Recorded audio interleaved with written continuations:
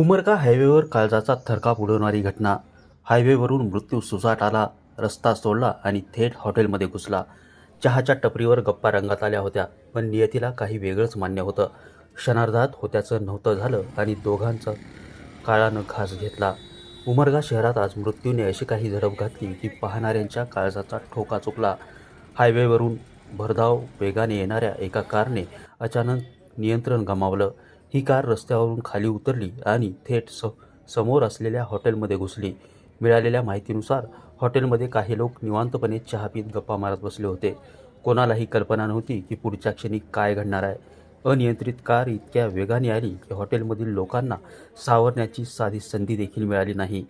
या भीषण अपघातात 2 व्यक्तींचा जागीच मृत्यू झालाय, तर काही जण जखमी झाल्याची माहिती समोर आली आहे.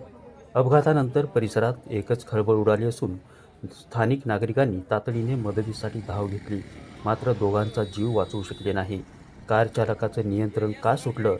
चालक मद्यधुंद होता की कारमध्ये काही तांत्रिक बिघाड झाला होता, याचा तपास आता उमरगा पोलीस करत आहेत. रस्त्यावरचा अनियंत्रित वेग आज पुन्हा एकदा निष्पापांच्या जीवावर उठला आहे. चहा पीत बसलेल्या त्या 2 व्यक्तींचा दोष काय, असा संतप्त सवाल उपस्थित केला जातोय.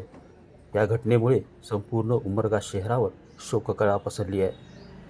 नितीन बनसोडे, एकमत डिजिटल, उमरगा.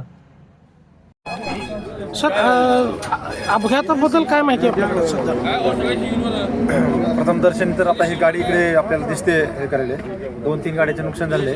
त्यातले जे आहे ते पोलीस स्टेशनला थांबलेले आणि जे फाईट झाले आहे ते सरकारी दवाखान्यामध्ये त्यांना. सर, म्हणजे महामार्गावरून धावती 4 चाकी वाहन अचानक म्हणजे एखाद्या हॉटेलच्या समोर चहा पीत बसलेल्या व्यक्तीच्या अंगावर गाडी जाते, काय कारण असू शकतं असं तुम्हाला वाटतं? बहुतेक गाडी वेगात असेल, म्हणजे नक्की तर जातात त्यांना हे समोर हे केलं तर त्याचं कारण कोणते गाडी वेगात असतील किंवा गाडीचा काहीतरी प्रॉब्लेम त्या अनुषंगाने झाला असेल. या ठिकाणी सर किती व्यक्तींचा म्हणजे मयत झालेला आहे, काय माहिती आहे? तरी 1 जण झाले, पण अजून माहिती घेऊन आता सांगतो. आणि कस्टमर चौघजण आम्ही बसलो होते. बरोबर. तेवढ्या करून बापरे म्हणून बाहेर आवाज आल्यानंतर आम्ही बाहेर पडत गेलो. म्हणजे गाडीचा मोठा आवाज काय आला का? त्या शेडला ठोकल्यामुळे ठोळ म्हणून आवाज आला गाडी पत्र्याचा. हां हां. आवाज आल्यानंतर आम्ही पळत गेलो सगळेजण बाहेर. तुम्ही बाहेर गेलो? बाहेर गेल्याच्या नंतर 2 जण गाडीच्या पुढल्या बोनट खाली अडकलेले होते आणि एक जण तिसरा माणूस ठोकून साईडला पडलेला होता. येथून सगळेजण बाहेर गेलो. 2 जण त्या गाडीच्या बोनटच्या खाली अडकलेले होते. 2 व्यक्ती आणि तिसरा व्यक्ती 2 व्यक्ती म्हणजे हे दुचाकी स्वार होते का? नाही, बसलेले गप्पा मारत बसलेले होते हॉटेलमध्ये. बोंबळी मोहा पवार आणि चाच्याची भाऊ लाडन चाचा. बरोबर. हां. आणि तिसरा व्यक्ती तिथंच बसलेला मेकॅनिक होता शोरूमचा. हां, सचिन पुटार. त्यानं ठोकून साईडला पडला होता गाडीच्या धक्क्याने.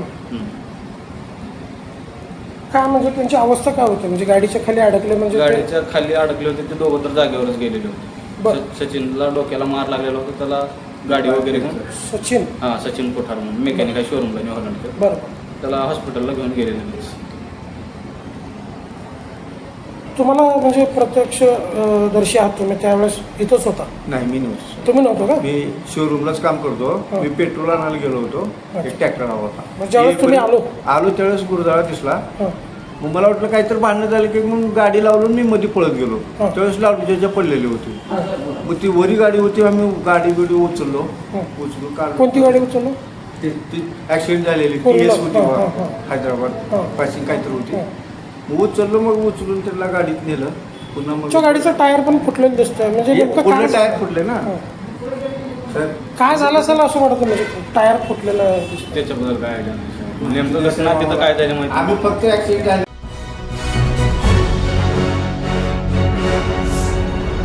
Thanks for watching Ekmat Digital.